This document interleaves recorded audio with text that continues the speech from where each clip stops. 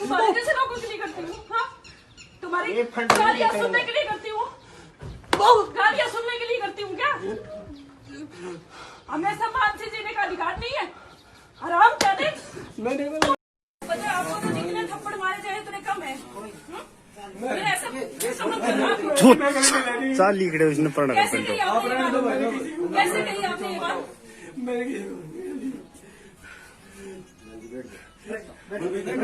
Madam जी आई हैं जो आदमपुर से चुनाव लड़ा है, अपने ऑफिस में आए हैं किसी काम के लिए।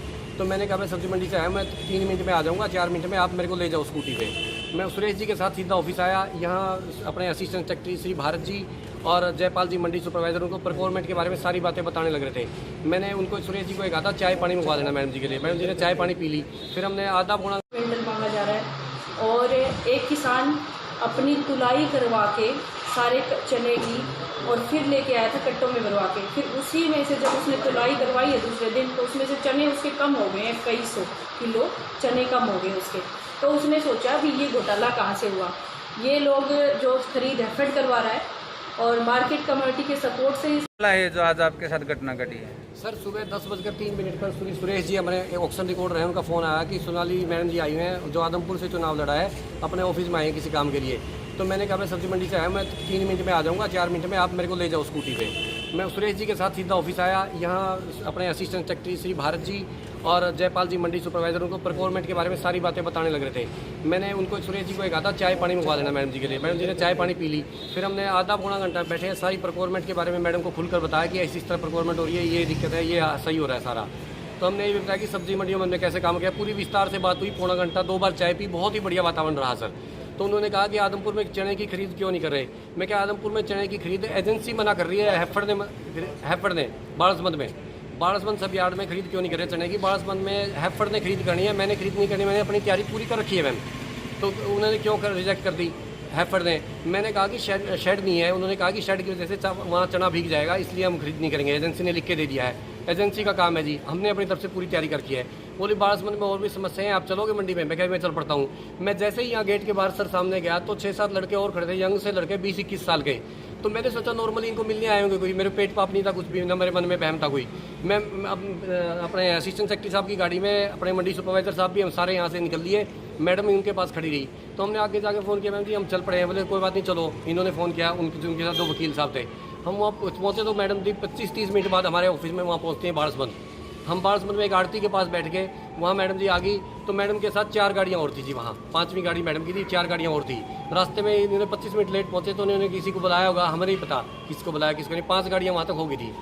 तो हमने मैडम ने कहा कि खरीद के बारे में बात की, तो सारी खरीद के बारे में बताया, सब कुछ बताया। मैडम ने कहा कि शेड बनवाओ। मैं कहा जेई से बात करता हूँ, मैं भी बुला लेता हूँ। जेई को मैंने फ़ोन किया तो छुट्टी थी, जेई साहब नहीं थे। मैंने कहा सब कुछ मैं नोट कर लेता हूँ। जयपाल जी ने सारी समस्याएं नोट कर ली, 2 यूरिनल भी बनाने हैं। वो बोली यहाँ फर्श टूटा हुआ है। मैं क्या मैम जी 1972 के बाद मंडी पहली बार टेम्परेरी मंडी चालू की है ये, और शेड बनवाने के लिए हम लिख देंगे सरकार को, कोई दिक्कत नहीं है। हमने सारी बातें ले ली।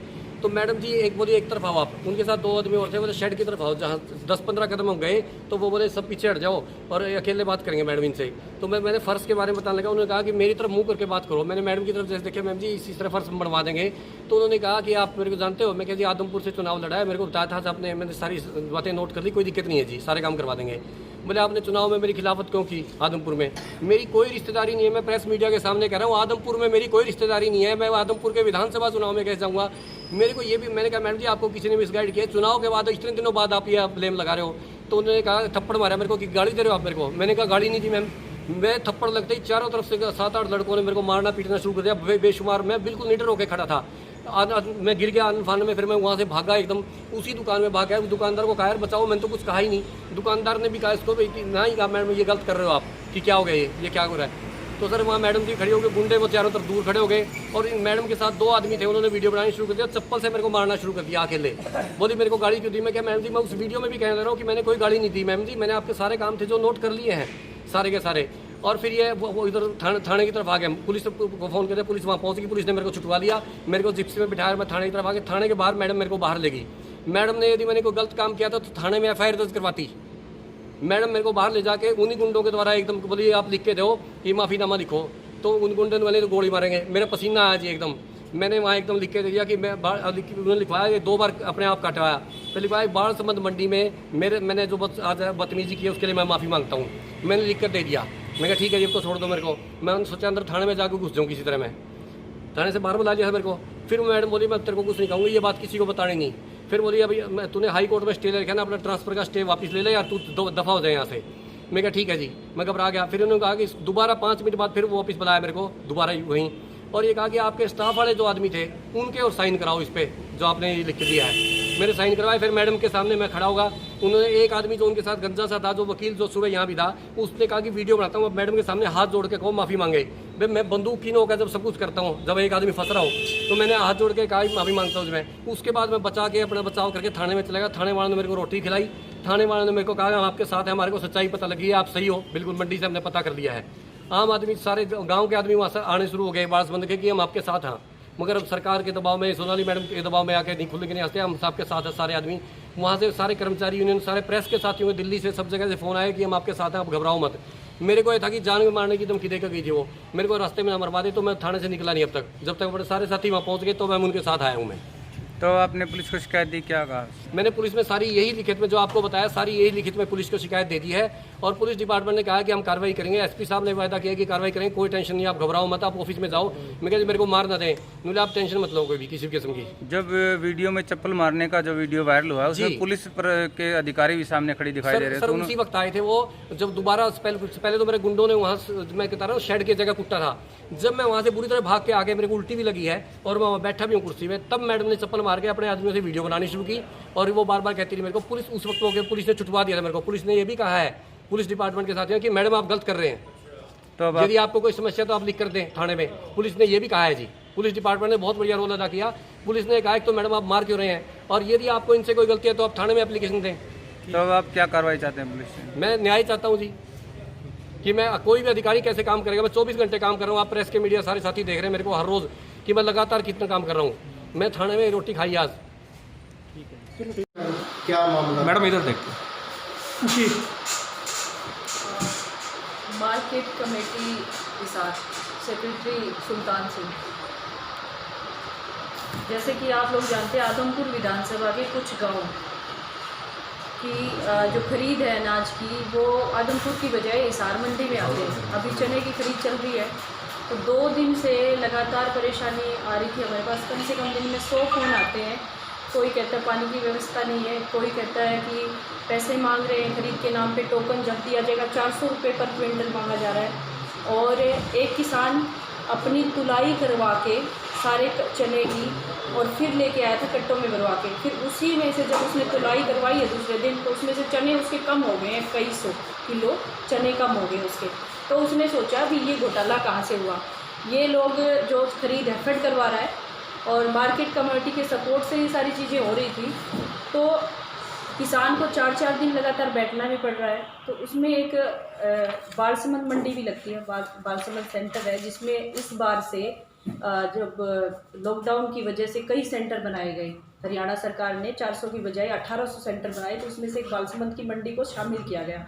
तो बालसमंद में जब खरीद गेहूं की और सरसों की हो गई थी, चने के लिए परमिशन नहीं दी गई, क्योंकि अभी बारिश का मौसम भी स्टार्ट हो रहा है। तो चना अगर मंडी में आता है, बिना शेड के चना उगना स्टार्ट हो जाता है अगर पानी गिर जाए तो ये सारी समस्याएं थी। मैं कल मार्केट कमेटी चेयरमैन से भी मिली, महावीर जांगड़ा जी ने कहा हमारे पास बजट है और हमारे अधिकार में आता है बालसमंद का जो मंडी का एरिया है, तो अगर आप चाहें तो जल्दी से जल्दी मंत्री जी से बात करके ये शेड वेड लगवाए जा सकते हैं और जल्दी काम शुरू हो जाएगा।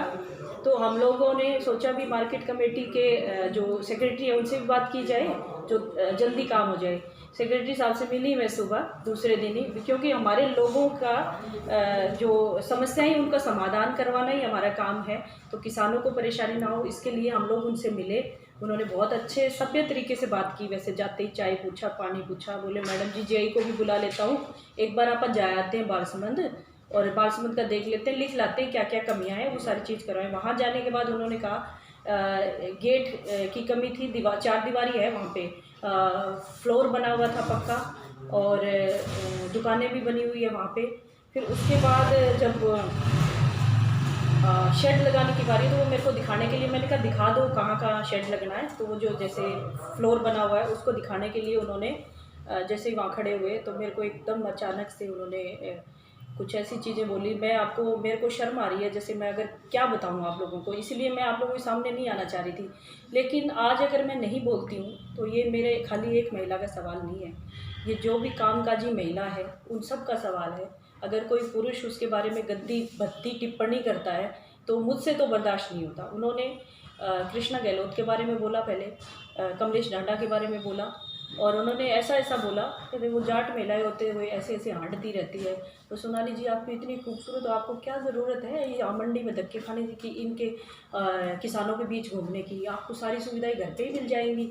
इस तरह की चीज़ें जो मतलब मैं ये एक बात बताई मैंने आपको, मैं सारी बातें आपको नहीं कह सकती, बस इसी बात में आप समझ जाओ मुझसे बर्दाश्त नहीं हुआ, और कोई भी महिला होगी वो कोई बर्दाश्त नहीं करेगी ऐसी बातों को। आप लोग इतने सालों से मुझे जानते हो, मैं हिसार में काम कर रही हूँ। कभी किसी के प्रति मतलब मुझे देखा आपने गुस्से में या कुछ ऐसा करते हुए? आज ही मेरा क्या, कोई दुश्मनी थोड़ी है उनसे। बहुत अच्छे तरीके से उन्होंने जब तक ये सारी चीज़ें कही बताई, मैंने कहा बहुत अच्छे अधिकारी है ये, वो जल्दी काम करवाने के लिए कह रहे हैं कि किसानों की समस्या हल हो जाएगी। मुझे क्या पता था वो कि मुझे अकेले जब मैं वहाँ खड़ी हूँ तो मुझे ऐसी भद्दी बातें वो मुझे बोलेंगे कि आपको घर से निकलने की ज़रूरत नहीं है, क्यों निकल रहे हो? इसका मतलब कि महिला को अधिकार नहीं है घर से बाहर निकलने का, वो काम नहीं कर सकती। तो मैडम, इस मामले में जैसे आप शब्द बोल रहे तो कुछ शिकायत भी दी है पुलिस थाने में? जब मैं शिकायत देने पहुंची तो वो बिल्कुल मेरे पैरों में गिर गए, बोले बहन जी मुझे माफ़ कर दो, आप मेरी बहन समान हो और मुझे माफ़ कर दीजिए। तो इस तरह की चीज़ें हुई भी है वहाँ पे, लेकिन मैं विचार कर रही हूँ अभी इस पे, जो मतलब एक ये सारे समाज के लिए मैसेज है, एक महिला के मान सम्मान को ठेस पहुँचाना। तो मैं इस मामले में मुझे विचार करना पड़ेगा कि मुझे रिपोर्ट दर्ज करवानी चाहिए कि नहीं। तो सुल्तान सिंह जो है वो खुद भी एक अधिकारी हैं, आप भी एक बीजेपी में पद के ऊपर हैं, तो इस तरीके से होते हुए भी जो मामला हुआ तो उसमें मारपीट करने के बजाय मतलब पुलिस में शिकायत है कि इस तरीके से नहीं किया जा सकता, मतलब इतनी क्या नौबत आ गई थी मतलब मारपीट करने की? देखिए, कोई भी महिला मेरी जगह होती ना वो यही करती। हम लोग कह तो देते हैं कि कानून अपना काम करेगा और कानून के तरीके से ही होना चाहिए, लेकिन मुझसे बर्दाश्त नहीं हुआ। उस समय की सिचुएशन यही थी, जो शब्द उन्होंने बोले तो मुझे अपनी चप्पल निकाल के उनको मारना ही पड़ा। तो इससे पहले भी बताया जाएगा कि मतलब आज से पहले 1-2 दिन पहले भी कोई कहासुनी आप लोगों की हुई है? नहीं, उससे पहले मैं जानती नहीं उनको, कभी मेरी उनसे कोई मुलाकात नहीं है, मैं पहली बार मिली थी उनसे। तो अभी शिकायत का भी आप सोचेंगे, मतलब अभी शिकायत देंगे कि नहीं देंगे? शिकायत मैं दूंगी, बिल्कुल दूंगी, क्योंकि अगर मैं आज शिकायत देती हूँ तो कल को वो किसी और के साथ भी ऐसा करते हैं। मैडम, अधिकारी की तरफ से भी रिपोर्ट दर्ज करवाई जा रही है, सुनने में आ रहा है, क्या कहना है आपका उसके लिए? देखिए, वो करवाते हैं तो करवाएं इस मामले में, लेकिन मेरे साथ जो व्यवहार उन्होंने किया उसके लिए मुझे भी करवानी पड़ेगी। क्या महिला आयोग से भी नहीं इस चीज़ की शिकायत की जाएगी? उन्होंने वो रिपोर्ट दर्ज करवाने की अभी बात करते हैं। उन्होंने वहाँ लिख के मुझे कि बहन जी मुझे माफ़ करो, लिख के माफ़ीनामा दिया है, मैं आपको दिखा देती हूँ। मुझे माफ़ीनामा मैं दिखाती हूँ। उन्होंने कबूल किया मैंने अभद्र भाषा उपयोग की और इसके लिए मैं माफ़ी चाहता हूँ। तो वो किस बात की रिपोर्ट दर्ज करवाएंगे? प्रशासनिक तौर पर भी कहीं आप सरकार को शिकायत करेंगे कार्रवाई के लिए? प्रशासनिक कार्रवाई के लिए बिल्कुल मैं शिकायत करूँगी।